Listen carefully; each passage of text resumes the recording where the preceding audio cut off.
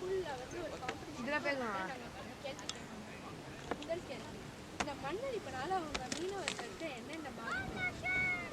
மண்ணரிப்பு வந்து வருஷத்தில் எப்போதான் 3 மாதம் 6 மாதம் வரதான் செய்யும். அந்த அமாவாசை காலகட்டம் வரும்போது மண்ணரிப்பு அதிகமாக இருக்கும், அலையும் அதிகமாக இருக்கும்.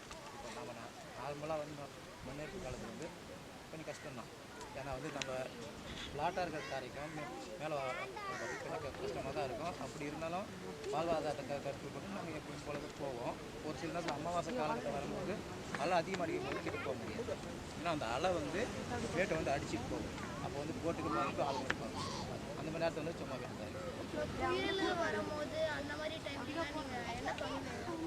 எங்களுக்கு தெரிய வந்துடும், அலோன்ஸ்மெண்ட் பண்ணுவாங்க, ஃபிஷரிஸ் வந்து அலோன்ஸ்மெண்ட் பண்ணுவாங்க. ப்ளஸ் வந்து நாங்களும் வந்து காற்றை பார்த்து கண்டுபிடிச்சிடுவோம். கிழக்கேந்து வந்தால் கோட்டை காற்று, மேற்கு வந்தால் கோடை காற்று, வடக்கு வந்தால் பாடை காற்று, தெற்குன்னு வந்தால் கச்சாங்காற்றுன்னு சொல்லுவோம். அந்த மாதிரி காற்றுங்க வர பார்த்து அந்த மேகமூட்டத்தை பார்த்து இந்த நேரத்தில் வந்து புயல் வரும்னு சொல்லிட்டு எங்களுக்கு தெரிய வரும். முன்னோர்கள் சொல்லிக் கொடுத்தாங்க.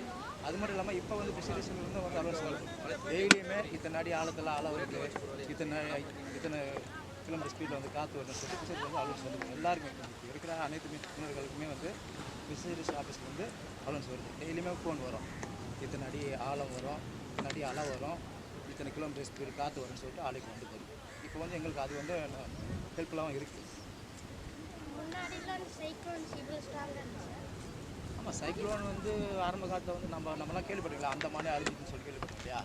அந்த காலகட்டம் வந்து தெரியாமல் இருக்குது. ஆனால் இப்போ வந்து சுனாமி வந்தாலும் சொல்லிடுறாங்க. பட் ஆனால் வந்து 2004 சுனாமிக்கு அப்புறம் வந்து மாறி போச்சு எல்லாமே. இப்போ எங்கள் ஃபிஷர்மேன் பார்த்திங்கனாக்கா வந்து ஆடி மாதம் காற்று அதிகம் வரும், சித்திரை வைகாசியில் புயல் வரும்.